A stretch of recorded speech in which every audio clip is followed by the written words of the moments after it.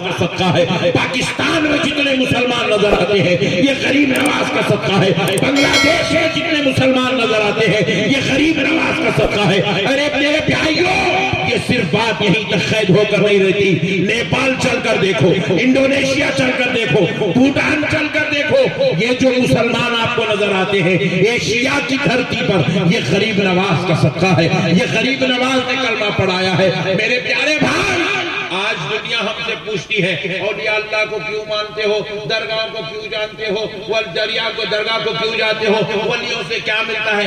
ابے حولے ابھی کیا ہونا تیرے کو؟ تو جو کلمہ پڑھ رہا یہ ولیوں کا صدقہ ہے. تو جو مسلمان کہلا رہا یہ ولیوں کا صدقہ ہے. تو جو مسلمان کے گھر میں باپ کے گھر میں پیدا ہوا، تیرے پیدا ہوتے ہی تیرے باپ نے سیدھے کان میں اذان دی، تیرے باپ نے تیرے بائیں کان میں اقامت دی، یہ اولیاء اللہ کا صدقہ ہے. تو بڑا ہو کر داڑھی چھوڑ رہا ہے، نماز پڑھ رہا ہے، عبادت کر رہا ہے، اللہ اللہ کر رہا ہے. سن لے، یہ کسی مولوی کا کمال نہیں، یہ اجمیر والے غریب نواز کا کمال ہے. کیا ٹھنڈے لوگوں ملے رہے بھئی، اتنے ٹھنڈے سڑک وہ تو نہیں آتی. اگر نعرے لگانا میں بھی ذرا جب سے دیکھ رہے تم ٹھس کے رہے تھوڑا پانی پیتا ہوں اس کو بھی کرتا ہوں. بیچ میں نعرہ اور آئی اپنے کو شروع ہو جاؤ، ذرا بیچ میں لگاتے رہو، ذرا معلوم ہونا آپ لوگ زندہ قوم ہیں، سن رہے ہیں. تو پیارے بزرگوں سے لوگ پوچھتے ہیں کیا ملا ولیوں سے، کیا ملا ولیوں سے. پورا چل رہا ہے مارکیٹ میں کیا دیتے ہوئے اولیاء اللہ مر گئے، مٹی میں مل گئے، مردہ ہو گئے. نعوذ باللہ من ذالک. ابے ظالموں، آج ذرا ایک بات آپ لوگ نہیں بول رہے، بازو والوں کو بول رہے. ابے ظالموں، ذرا آج ایک بات غور کر کے دیکھو. ہندوستان میں ہم رہ رہے ہیں، نہ ہمارے پاس معاشی اعتبار سے کوئی ہمارا ایک مقام، نہ علمی اعتبار سے آج ہمارا کوئی مقام رہا، نہ ہمارا تہذیبی اعتبار سے کوئی مقام رہا، تمدنی اعتبار سے ہمارا کوئی مقام اب باقی نہ رہا. ہر اعتبار سے، اخلاقیات کے اعتبار سے، معاشی اعتبار سے، کلچرل کے اعتبار سے، تہذیب کے اعتبار سے، تعلیم کے اعتبار سے، ہر اعتبار سے ہم کو جو ہے کمزور کمزور کمزور کمزور کمزور کم کیا گیا. لیکن پھر بھی اس کے باوجود آج ہندوستان میں مسلمان ایسے سینہ تان کے جی رہا ہے. جی رہا میاں بھائی ایسا ہے. کیا وجہ ہے بھائی؟ جبکہ آپ کے پاس آپ چن کے دیکھیں تو پورے جھارکھنڈ کے اندر آپ کو ایک صحیح مسلمان رہنما نہیں ملے گا، ایک صحیح لیڈر آپ کو نہیں ملے گا، پوری قوم کو لے کر چلنے والا ایک مسلمانوں کا امیر نہیں ملے گا، پوری قوم کی رہبری کرنے والا ایک مسلمانوں کا رہبر نہیں ملے گا. لیکن پھر بھی اس کے باوجود جھارکھنڈ کا مسلمان سکون سے جی رہا ہے، تلنگانہ کا مسلمان سکون سے جی رہا ہے، مہاراشٹر کا مسلمان سکون سے جی رہا ہے. نہ کوئی رہبری ہے، نہ کوئی ہدایت بتانے والا ہے، نہ کوئی رہنما ہے، نہ کوئی ہادی ہے. مگر غور کرو، پھر بھی مسلمان اس دھرتی پر بڑے شان سے جی رہا ہے. بات کیا ہے تو جواب ملا، اے ہندوستان کے مسلمان تو جی نہیں رہا ہے، غریب نواز کے صدقے میں تجھے جی لائے. تو یہ نہ سمجھ کے تو تنہا ہے، تیرا راجہ، تیرا مہاراجہ غریب نواز تیری رہبری کر رہا ہے. غریب نواز کا فیضان تیرے ساتھ چل رہا ہے، غریب نواز کا فیضان تیرے اوپر سایہ بن کے بیٹھا ہوا ہے.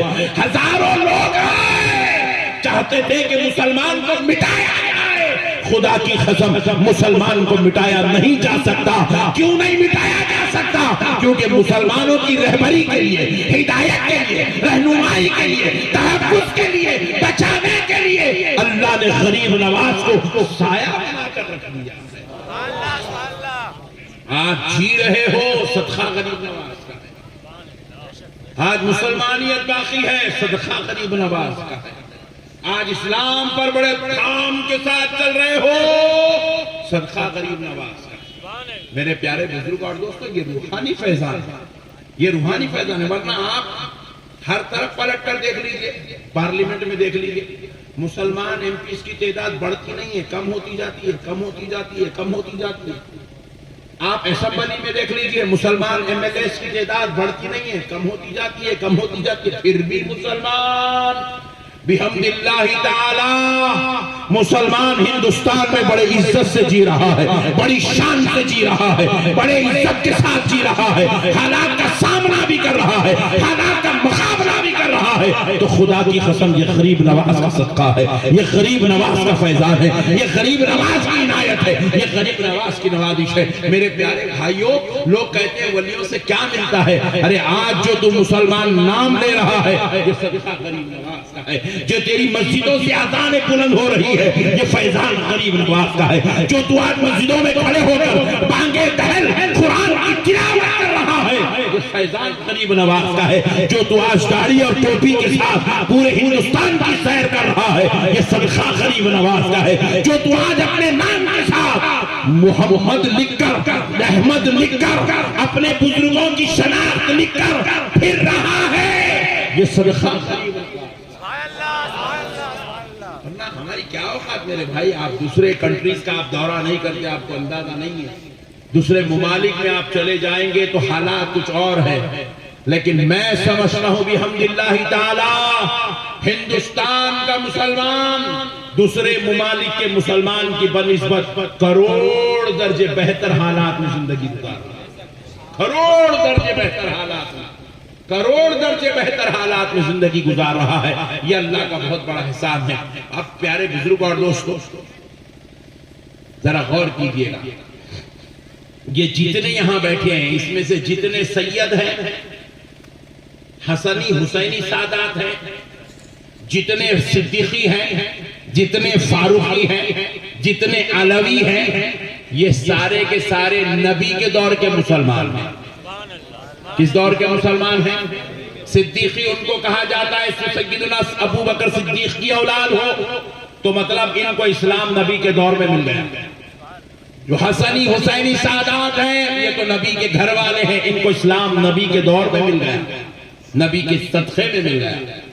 یہ جتنے عثمانی ہیں، فاروقی ہیں، علوی ہیں، جو سیدہ فاطمہ الزہرا کے علاوہ مولا علی کی دیگر ازواج کی اولاد ہیں، وہ علوی سید کہلاتی ہیں، ان کو اسلام نبی کے دور سے ملا ہوا ہے۔ لیکن اب کان کھول کر سنو، بڑی جامع بات عرض کر رہا ہوں، آپ سنیوں سے زیادہ بازو والوں کو یہ بات سننے اور سمجھنے کی ضرورت ہے۔ ہم جتنے شیخ ہیں، جتنے محمد ہیں، جتنے عبدال ہیں، جتنے مرزا ہیں، جتنے بیگ ہیں، جتنے خان ہیں، جتنے پٹھان ہیں، یہ سب کان کھول کر سن لیں، ہم نبی کے دور کے مسلمان نہیں ہیں۔ ہمارے باپ دادا نے صحابہ کو دیکھ کر کلمہ نہیں پڑھا، ہمارے باپ دادا کربلا والوں کو دیکھ کر کلمہ نہیں پڑھے، ہمارے باپ دادا 12 امام سے مل کر کلمہ نہیں پڑھے۔ ہم جتنے شیخ ہیں، جتنے محمد ہیں، جتنے عبدال ہیں، جتنے بیگ ہیں، جتنے مرزا ہیں، جتنے خان ہیں، جتنے پٹھان ہیں، کان کھول کر سن لے، ہم غریب نواز کے صدقے میں ہمارے باپ داداؤں کو کسی کو غریب نواز نے کلمہ پڑھایا تو کسی کو بختیار کاکی نے کلمہ پڑھایا، کسی کو حضرت داتا کا نواز علی حجویری نے کلمہ پڑھایا تو کسی کو حضرت نظام الدین اولیاء محبوب الہی نے کلمہ پڑھایا، کسی کو بندہ نواز نے کلمہ پڑھایا تو پھر کسی کو کسی اور بزرگ نے کلمہ پڑھایا۔ میرے پیارے بزرگ اور دوستو، یہ ہمارے اندر جو اسلام چلا رہا ہے یہ کسی مدرسے سے ملا ہوا اسلام نہیں ہے، یہ کسی مکتب سے ملا ہوا اسلام نہیں ہے، یہ کسی دارالعلوم سے ملا ہوا اسلام نہیں ہے۔ آج ہمارے اندر جو اسلام ہے یہ اسلام خانخواہوں سے ملا ہے، اور یہ خانخواہ بنانے والی ذات کا نام سرکار معین الدین چشتی حسن سنجری غریب نواز، غریب نواز کے صدقے میں مسلمان بنے بھائی، جن کے صدقے میں باپ دادا کلمہ پڑھے، آج اولاد ان کے بارے میں پوچھ رہی درگاہ کو جانا کہاں ہے، غریب نواز کا چادر بھیجنا کہاں ہے، غریب نواز کے پاس جو ہے جا کے بیٹھ کے ذکر کرنا کہاں ہے۔ ابے ظالموں، اسلام کو سمجھ جاؤ گے تو خدا کی قسم غریب نواز خود بخود سمجھ میں آ جائے گا۔ آج میرے غریب نواز کا سکہ نہ صرف ہندوستان پر بلکہ بر اعظم پر میرے غریب نواز کا سکہ جمع ہوا ہے۔ آپ اندازہ کیجئے اجمیر میں رہ کر میرے غریب نواز کی حکومت اور ان کا راج دیکھیے۔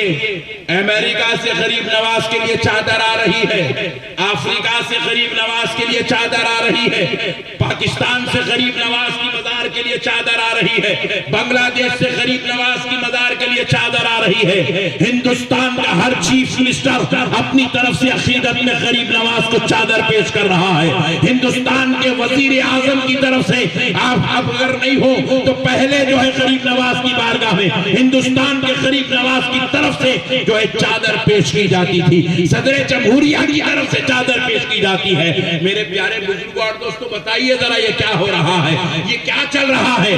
ارے کوئی بتاؤ، تم اپنے لیے جو ہے ایک چیز مانگ کر تو دکھاؤ۔ تم مانگنے چاہو تو بینک والا تمہیں لون دینے تیار نہیں ہے، تم مانگنے چاہو تو محکمے والا تمہارے لیے کوئی بل پاس کرنے تیار نہیں ہے، مگر میرا غریب نواز مزار کے اندر لیٹا ہے، مگر دنیا کی ہر خطے سے مزار پاک پر چادر پیش کی جا رہی ہے۔ تو غریب نواز نے بتا دیا کہ ہم دنیا میں رہتے ہیں، ہم دنیا میں اگرچہ کہ تمہاری آنکھوں کو نظر نہیں آتے، مگر آج بھی دلوں پہ ہمارا راج جاری ہے، آج بھی دلوں پر ہمارا سکہ بولتا ہے۔ میرے پیارے بزرگوں اور دوستوں، ذرا غور کیجئے گا۔ اب ذرا چلتے ہیں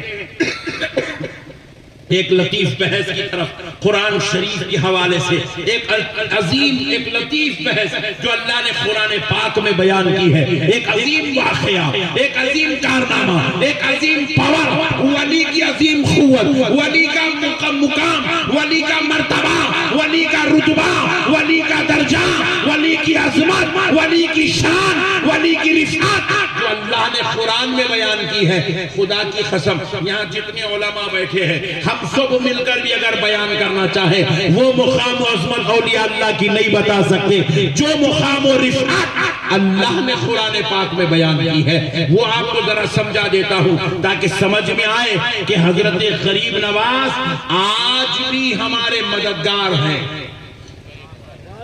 آج بھی غریب نواز ہماری سنتے ہیں، آج بھی غریب نواز غلاموں کی مدد کرتے ہیں، غلاموں کے اوپر اپنا سایہ فرمائے ہوئے ہیں۔ اس بات کو سمجھے پیارے بزرگ اور دوستو۔ دیکھیے ماحول کیا تھا، حضرت سلیمان علیہ السلام کا دربار، کس کا ذرا بولیے؟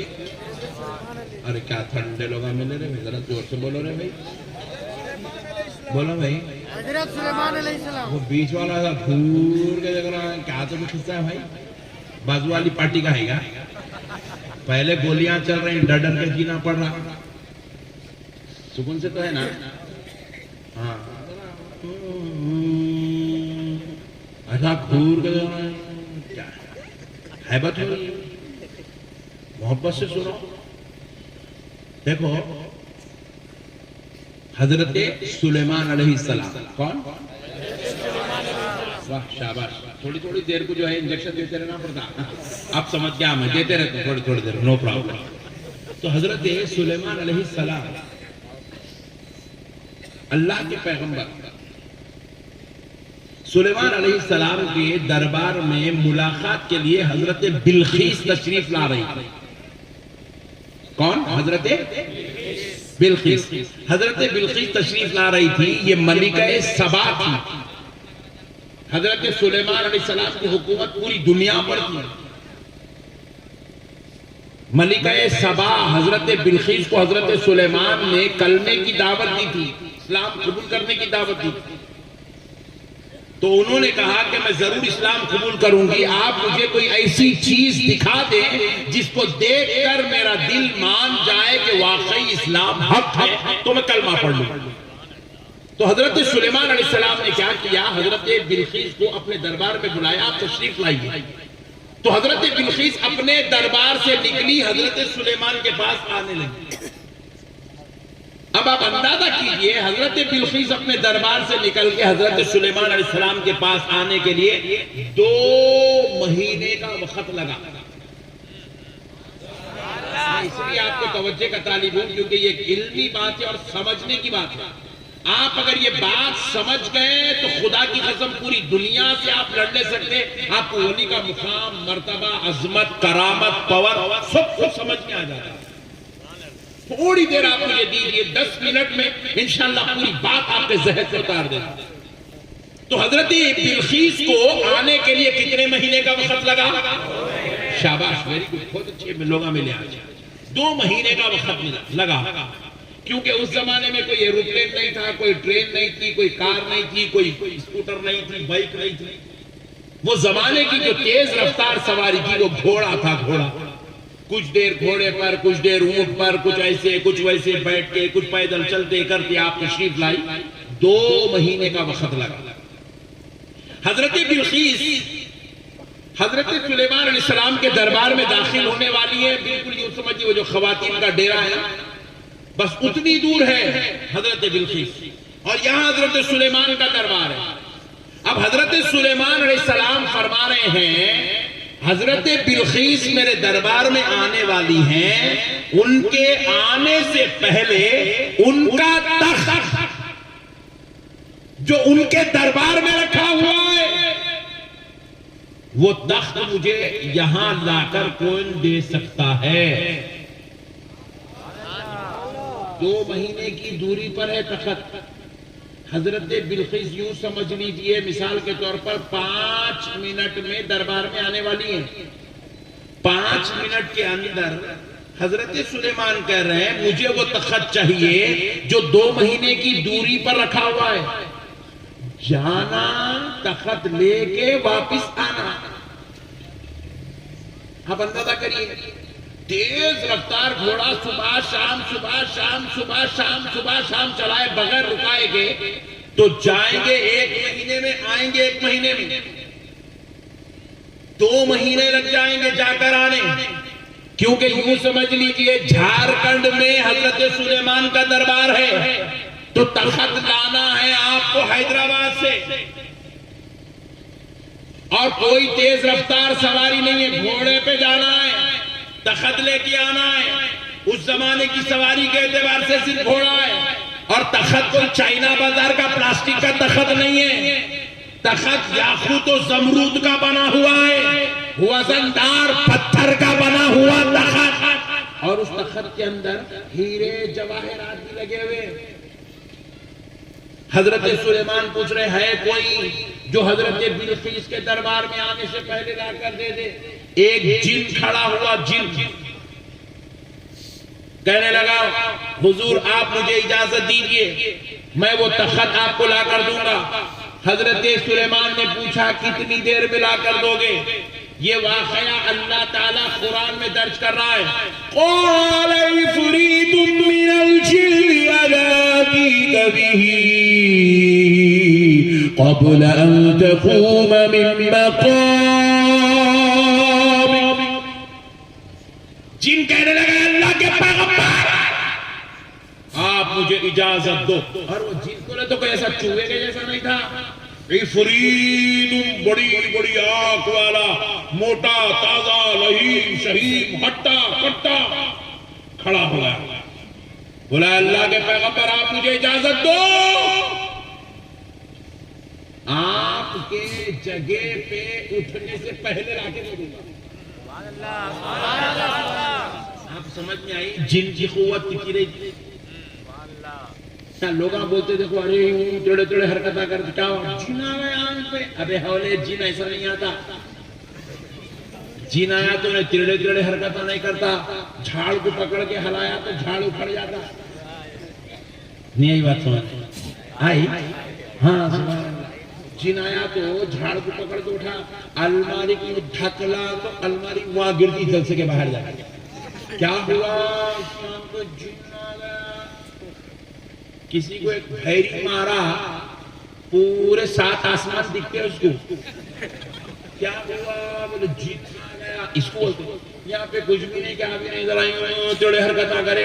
ایک عامل صاحب کہنے لگ جا رہے عامل صاحب کیا ہوا؟ جن آیا. عامل صاحب پیسہ اترتا 2100 روپے میں اترتا. کتنے؟ اب انہیں کیا کرا؟ بولے right I am ready for pay to 2100 rupees. میں 2100 روپے دینے کے لیے تیار ہوں اگر جن آپ اتاریں گے کیسا؟ بولے 3 لیمبو لاؤ، 3 روپے میں 1 لیمبو. بس عامر ذرا 150 روپے 7 لیمبو لاؤ، 21 روپے 7 لیمبو کے ایک یوں پھرا رہا کاٹ رہا، یوں پھرا رہا کاٹ رہا ڈال رہا. کیا ہوا؟ اتر گیا جن. ابے ہولے 7 لیمبو سے سالن نہیں اترتا، جن کہاں سے اترتا رہے؟ یہ جو بھام پہ بات آئے جن ایسا نہیں اترتا. جن کو اتارنے کی ترکیب میں آپ کو بتا دوں. اب ذرا سنو. جن کہنے لگا آپ مجھے اجازت دو قبل ان تقوم من مقامک، آپ کے جگہ پہ اٹھنے سے پہلے میں وہ لے آ کر آپ کو دے دوں گا. تو حضرت سلیمان علیہ السلام سے کیا کہا؟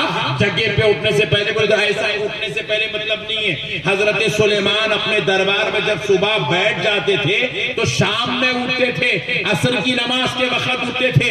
تو حضرت سلیمان سے کہا عصر کا وقت جب شام کی نماز کا وقت ہوگا اس سے پہلے لا کر دوں گا.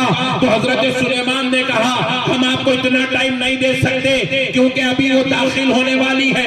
تم 2 سے 4 گھنٹے کی بات کر رہے ہو، ہم کو ان کے آنے سے پہلے چاہیے. کہا تم بیٹھ جاؤ.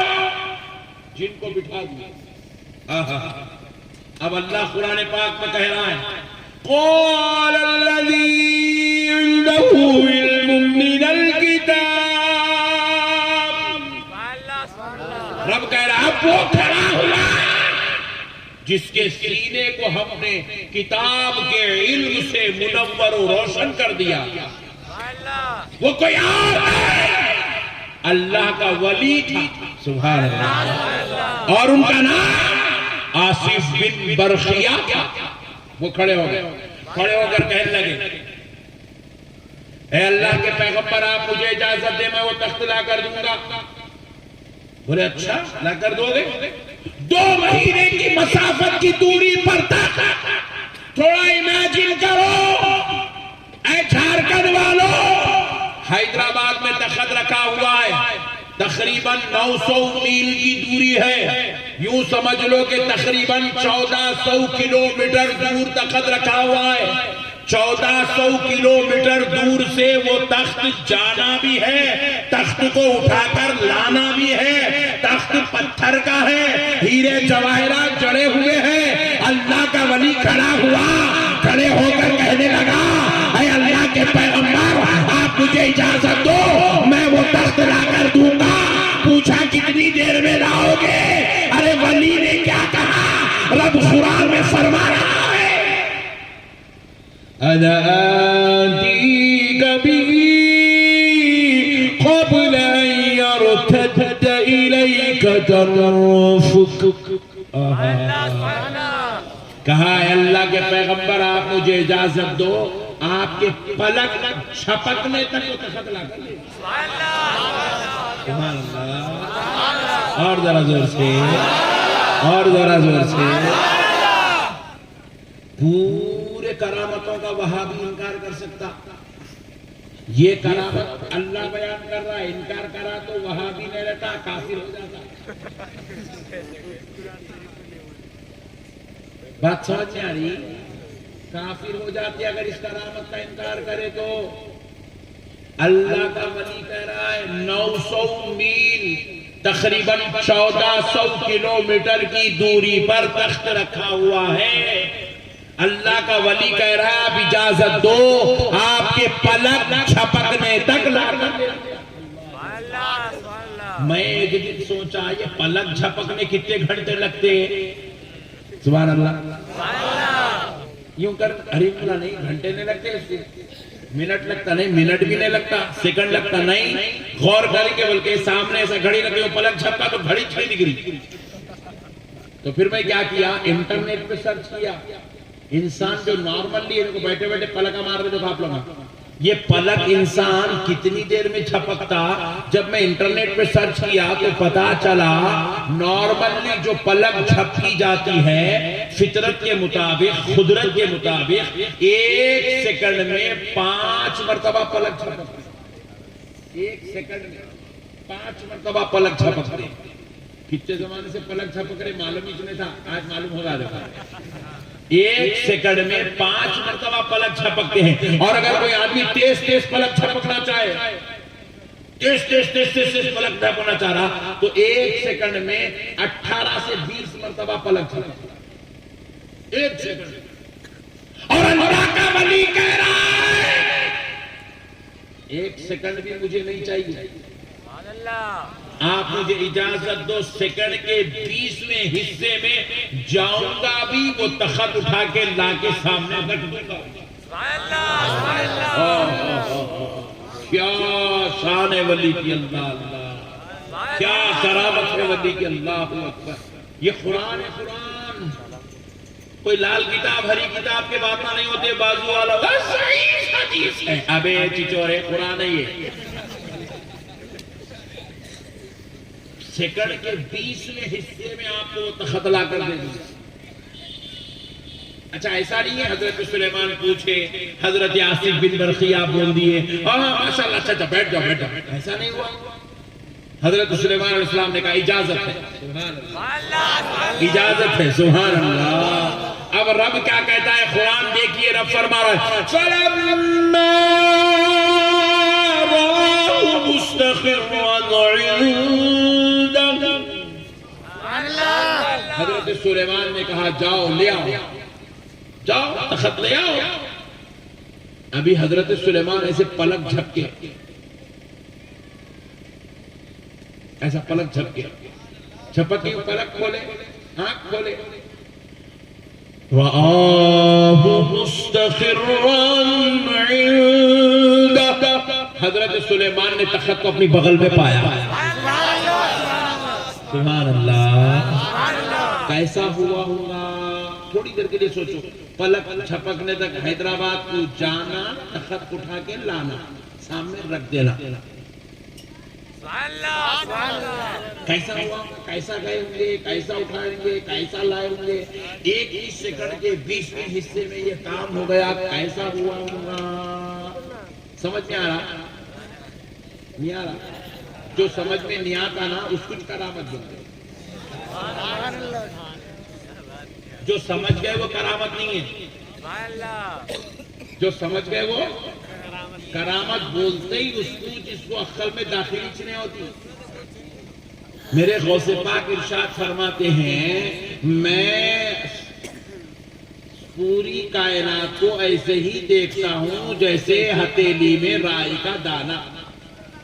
بازو والا پریشان کیسا دیکھتا بھائی, ابے ہولے تب سمجھ میں نہیں آ رہا, نہیں آ رہا, کس کچھ کرامت بولتے. غریب نواز سرکار کیا کرے, ایک ایسا لوٹا ڈبائے اور پورا انا ساگر اس میں لے لیے, پورا انا ساگر لوٹے میں لے لیے. ایک مرتبہ انا ساگر کے پاس جاؤ, آپ کے اجمیر کو گئے تو انا ساگر کو بھی جانا, جا کے انا ساگر کے سامنے ٹھہرنا.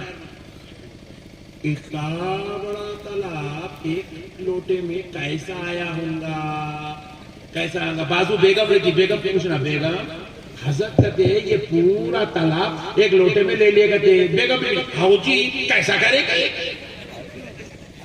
بیگم سمجھ میں آ رہا, نہیں سمجھ میں آ رہا, اتنا بڑا تالاب ایک لوٹے میں کیسا آتا, سمجھ میں نہیں آ رہا, مجھے نہیں آ رہا. تو بیگم کو بولنا اس کچھ کرامت بولنا. جو سمجھ میں آ جائے وہ کرامت. انگلی کا اشارہ کر کے چاند کے 2 ٹکڑے کر دیے. کرنے والی ذات نبی معظم کی ذات ہے. کیسا کرے ہوں گے, انگلی کا اشارہ کرے تو میں کرا تو پڑھنا ہی کتنے پھٹ رہا ہے اوپر نہیں, میں چل پورا نہیں تو کم سے کم یہ گلابی ٹکڑا تو پھٹ جانے. انہیں بڑا حوالے ہو گئے کیا مولانا, اچھا تقریر کر رہے تھے نا, یوں گئی تو کر رہی کچھ نہ.